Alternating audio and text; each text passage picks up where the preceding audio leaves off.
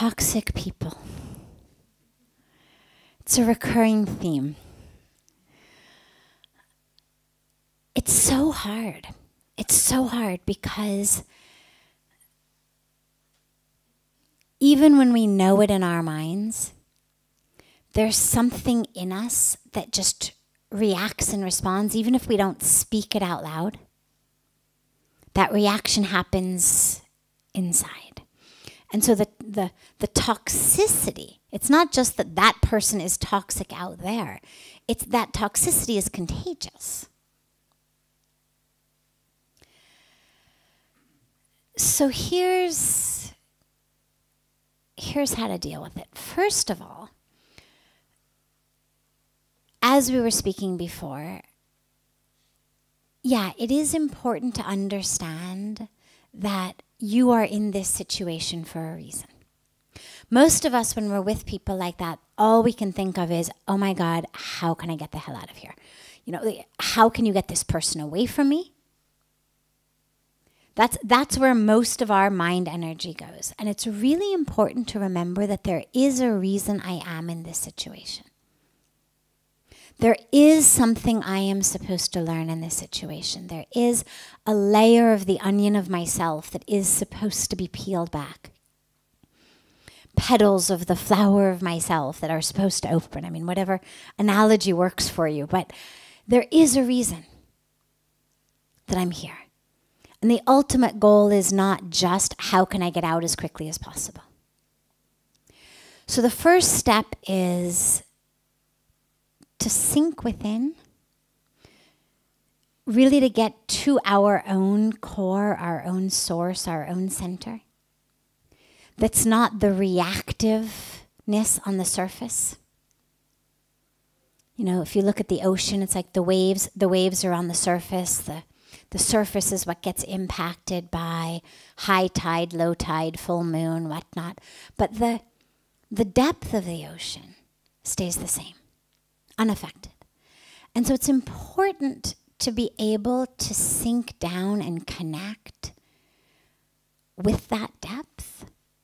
Otherwise, you spend your life, you know, like a ping pong ball, kind of being bounced around from toxic person to toxic person to toxic situation, because there are a lot of them. And, you know, you may feel okay when you're with good people and not okay when you're with these people, but the life then literally just becomes like, you know, ping pong ball or a ball in a pinball machine even that just gets, you know, somebody else pulls and lets it go, and where it ends up, who knows. And that's what happens when how I feel is dependent upon what you're doing. So in all of these circumstances, the ultimate highest lesson for all of us is, how can the reins of my life be in my hands? And before I go on about, you know, how to deal with the situations, it's important to realize, even you use the word toxic, poison. What we know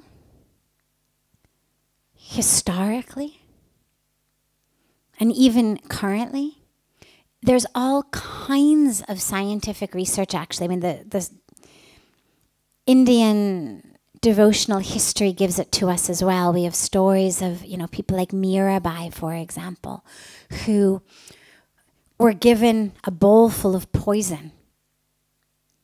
But into the poison she sees nectar. Takes Krishna's name, drinks it, it becomes nectar. Okay, so that's devotional. But there's actually also a whole body of scientific research these days about religious communities in America who literally take strychnine, which is a lethal poison, but they do it in a religious environment, in a religious ceremony, and amazingly they're unaffected by it. Now this is obviously a don't try this at home example. Nobody should go and say, but Sadhviji said, you know, that if I just believe enough. I don't know the mechanism by which it works. exactly. But what we know is it does happen. We know there is a mechanism whereby the state that the mind is in is absolutely able to render physical substances that chemically, molecularly are lethal, harmless. People walk on fire, hot coals, they don't get burned. Also in religious environments, again, don't try this at home. We know this. And again, this is something that science is now studying, so it's not just stories told in religious communities. And I bring that up because when we're in the environment of people who are toxic, it's very easy for us to really believe that the problem is entirely that person. And in some cases it may be. But that there is no other way of feeling, there's no other way of reacting, there's no other way of responding in that person's presence other than to feel miserable. That it would be impossible to be in that person's presence and not be troubled by it. And we take that really as just fact. This person is horrible. This person is toxic. It is a fact of that person. I need to just get out or remove that person. And what I love about the science of people literally drinking poison is that if strychnine isn't toxic, if somehow the power of our mind, and these are not, from the studies I've read, these are not like, super mystical, trained religious people. It's not like the Tibetan monks who, dry wet towels on their shoulders in the mountains and generate enough heat that they actually dry the towels. It's regular people. And what that means is that there actually is a power in the mind that is so strong that it can even render hot coals something that doesn't burn us, fire something that doesn't burn us, poison something that doesn't kill us. Which means it's got to be strong enough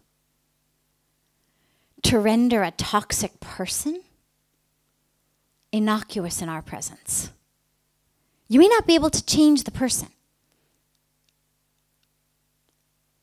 but at least to render them inert, you could say, in our presence. There's a beautiful quotation from the Buddha that says something like, become a river of compassion so that the flames of discord are automatically extinguished when they come near you. So it's not about going out to extinguish other people's flames. It's about becoming this river such that the flames are automatically extinguished. And that's the goal. Now, that's all the highest vision for you to hold of what's possible. Awareness of what's possible. But I also want to take a moment and just look at what most of our day-to-day practical, realistic situations look like. And yeah, there really are times where there are people who, for whatever karmic package reason they're going through, are toxic. And are people who literally, it would be like if I had tuberculosis and I were coughing and coughing and coughing and coughing. I might not mean badly. I might be a good person at heart. You could still feel compassion for me in your heart. But being physically near me would actually be putting your life at a risk. And extricating yourself from the situation to prevent coming down with tuberculosis should not be seen as a sign of weakness. You shouldn't feel like, God, if I just were spiritual enough, if I just were compassionate enough, I would be able to stay there with her and somehow be immune to the tuberculosis. Well, maybe you are. If I were in a room of 50 people, okay, probably not all 50 of them would come down with TB, but a large number of them would. The question is that a risk you want to take? So if you have to extricate yourself from a situation with a particular person, don't feel badly about yourself about it. Recognize it as a way of having to take care of yourself. Obviously, in an ideal world, the inner power is so strong within you that that person can be all the poison they want to be, but it doesn't actually impact you. And yeah, that is the highest level to get to. And this is where we have scientifically, historically, scripturally, spiritually, these examples given to us. Why? To remind us the power of ourself. That we're not just victims of that which we drink, that which people cough on us, that which, is in the energy around us. There's also power within us that can transform that. Power within us. So call upon that power as much as you can. But if you really feel that there's nothing you can do, and it's just harming you, then you need to extricate yourself from the situation and protect yourself. But what I would do before I did that was I would, especially since when you began the question, you said it was a close family member. If this were just, somebody who took their coffee at the same Starbucks you do, I would say, you know what, don't worry about it. Just sit at a different table, I mean, sure, if you've got lots of extra time and energy on your plate, you might want to investigate further. But if not, just drink your coffee someplace else. But if this is somebody in the house or someone you have to interact with on a regular basis, see whether you could do a temporary removal of yourself into somewhere that helped you develop an inner practice that were strong enough to be able to go back and neutralize that toxicity. And obviously not with saying, oh my God, you are so hideous, I've got to go now do a whole 10-day of Vipassana retreat, to settle myself so I can come back and deal with you. Not like that. But just so that we know, I'm going to increase my own Shakti. I'm going to increase my own ability to generate such healing that it neutralizes all of that toxicity. And nothing's static. So if it's a person who's toxic, they're continuing to change, as we all are. They may seem to you like they're not changing, but I guarantee they're changing. Now, they could be getting worse. It's also a possibility. Not everything gets better with time. But they're definitely changing. And who you are and how you are is also playing a role in them. The same way how they are plays a role in how you feel. In the same way how you are plays a role in how they feel. And so we're impacting each other.